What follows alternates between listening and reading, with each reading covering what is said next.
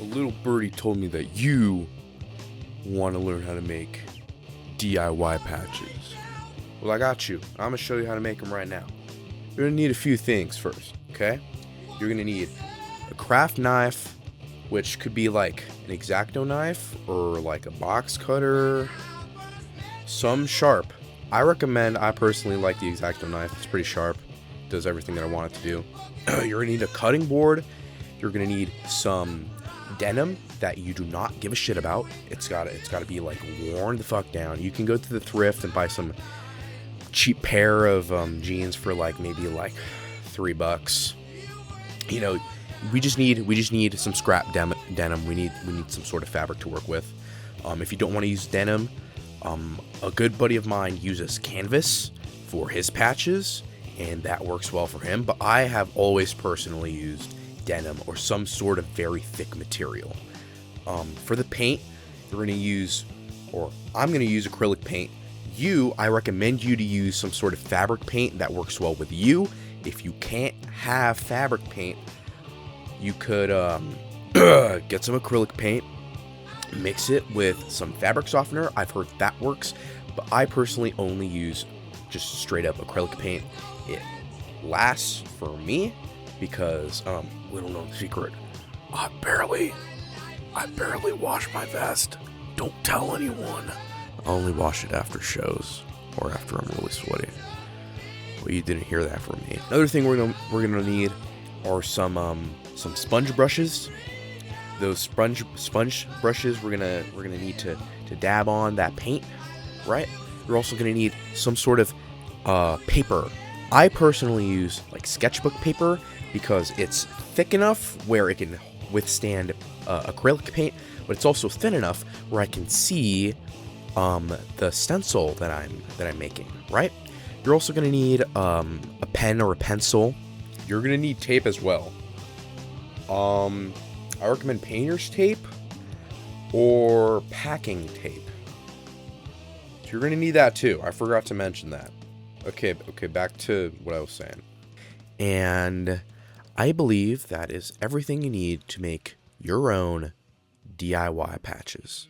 So let's get into it. Okay, next step. You're going to want to go on the internet. You're going to search up ANARCHOSTENCILISM. Now, the reason why I'm telling you to do this is because they have a beautiful selection of stencils, which is what we want. I'm going to link the ANARCHOSTENCILISM DeviantArt in the description, so you can check that out.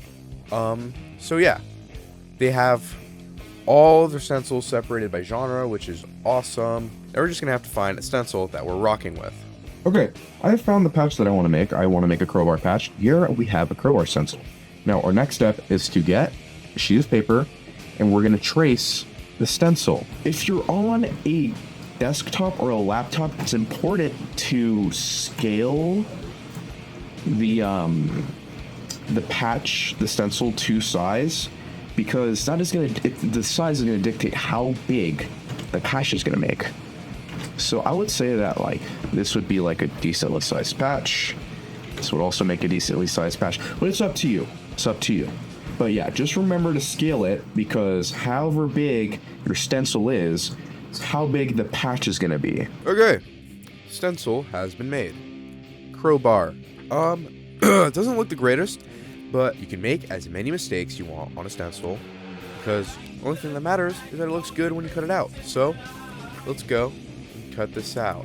Okay, this is the part where you need a cutting board, a sweet blade. What you're gonna do is you're just gonna want to cut it out. Important to be careful in this step, because once you cut that out, it's cut, dude. You're gonna have to remake the stencil and everything. So you're gonna be super careful. You're gonna want to take your time with this, alright? And if you fuck it up, it's okay. You can just make another one. It's no biggie. When cutting letters out, it's important to be aware of the gap that is in the letters. Like you see, I don't know if you can see it, but in this R, there's the gap there's a gap between the stem and the little hook of the R.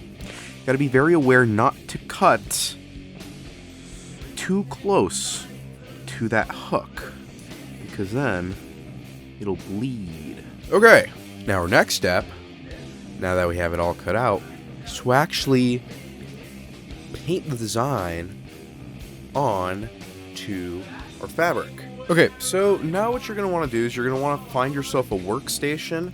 Here I have the same cutting board, but with the side that I painted it on, and then you're also going to want to find a straight edge like a ruler. And then what you're going to want to do is you're going to want to cut your stencil out, right? You're going to want to leave some room. So, like this is about good, right? You're also going to want to get your paint, and you're also going to want to get your fabric. Now, this is an old pair of jeans that I used to wear. What I did is from the seam, I cut it up, and now this is the inside of the jean. This is not the outside, this is the inside. You're going to want to use the inside because it's a lot smoother, and it's also darker. And then, you're going to want to try to find a good place for your patch, for your stencil.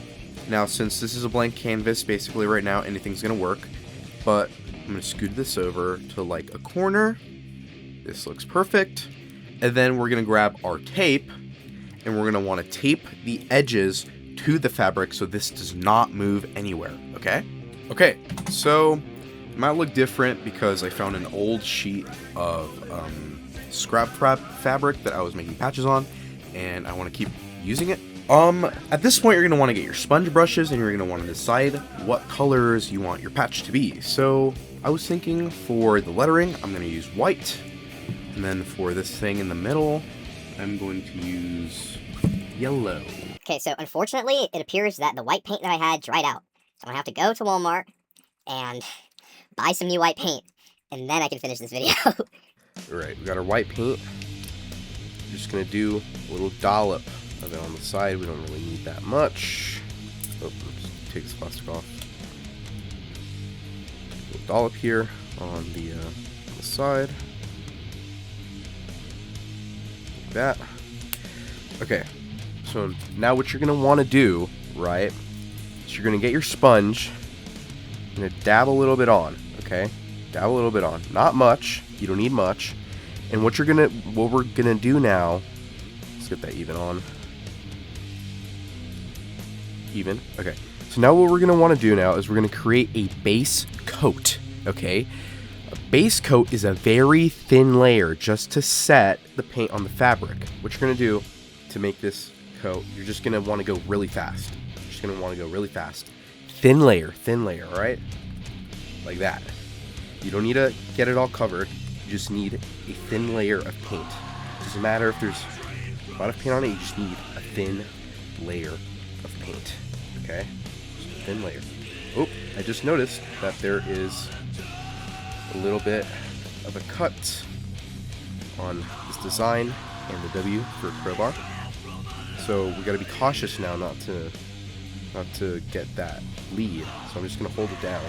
Okay, now what we're gonna want to do, we're just gonna let it dry. Now for the next layer, you can do you can actually start going at it and really covering it, but still you don't use a lot of paint because it can get caked on really fast. And then after that layer, you're gonna let it dry, and then you're gonna do another layer, right? I typically recommend doing like one base layer and then 2 layers of paint, 2 to 3 depending. We're just gonna let this dry, and I'll be right back. Okay, so now this should have dried. I'm gonna apply another coat. For me, I'd probably apply the most paint onto the design because there's a lot of room to work with. I've got to reapply the paint. That's why I said a small dollop, because it'll dry out. There you go. And then I'm gonna let it dry again. Okay, so now we're gonna apply a second coat of paint. Now, what you're gonna want to do is you're gonna let this dry, and then if you're gonna apply color, wherever you applied the color, you're gonna want, wherever you want the color, you're gonna layer that on top of the white. And the reason why you don't do the color as a base first is because on black denim especially, it's just gonna look dark. It's not gonna look good. It's not gonna look vibrant. It's gonna look a little muddy. So you're always gonna do white as a base. Now that has dried, we're gonna apply our coat of color. Now again, you're gonna want to do what you did last time. You really just want to go light, let it dry, and then you can go with the heavy, right?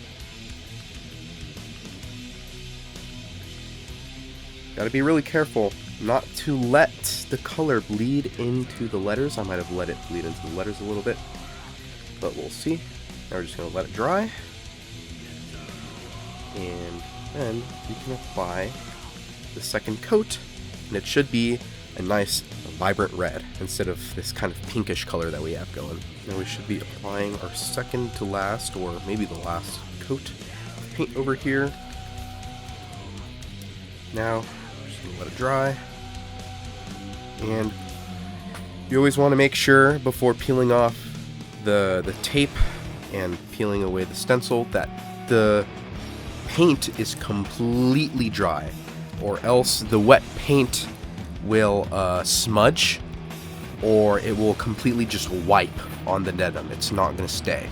So you just want to make sure that it's completely dry. You're going to want to wait maybe like a good 10 minutes. Acrylic paint doesn't take that long to dry, but you can also speed up the drying process with a hair dryer, and that goes also for layering the paint on. You can reduce the amount of time for making a ton of patches with just a hair dryer on the lowest setting, far away from the stencil, because the air will blow in between the letters and the design and stuff. So you're going to want to hold that hair dryer really quite far from the stencil, and it'll speed up the drying. Okay, so now the paint should be dried, and you got to be careful when peeling tape, especially if you want to reuse this stencil. If you want to reuse your stencils, and there we go. And here we go. Here we have crowbar patch ready to go on our vests or jackets or backpacks or whatever the hell you're going to put it on. One thing I did notice is that the paint did bleed onto the W, but that is a very easy fix. You can just spot paint it very easily. But other than that, it is pretty good. It is a pretty solid patch. Now, all we have left to do is we have to get our straight edge again, our ruler, whatever. We're just going to cut it to our desired size. And boom, you have yourself your own patch. Little pro tip to prevent fraying from the edges, get yourself a lighter. Go into a very well ventilated room. Go outside even for this, and be careful. You're gonna want to just light the edges on fire. It burns the edges and just kind of seals it. You gotta be very careful not to burn anything down when you're doing this. But look, I already burned the edge, and look, no fraying, none at all. But yeah, look, see? Clean. Basically just kind of burns the edges and seals it, kind of like melts it. Yeah. Downside is that it's going to smell a little smoky. Be very, very careful when you're doing this. And I'm saying this for legal reasons and safety reasons. Do not do this shit if you are under the age of like fucking 18, okay? If you're under the age of 18, have a parent do this shit for you, or, you know, don't do it at all, okay? Be very careful. Do not hurt yourself doing this. It is so easy to hurt yourself doing this. Do not hurt yourself doing this, okay? I will never give out advice to anyone that will end up in them getting injured or anything like that, okay? But yeah, boom. You have yourself a patch. Thank you guys for watching the video. I hope your patch that you have made went well. If you have any questions, please drop a comment below and I will reply to it as quick as I can. And yeah, I hope you enjoyed the video. Like and subscribe if you want. Happy patch making. I'll catch you guys Later.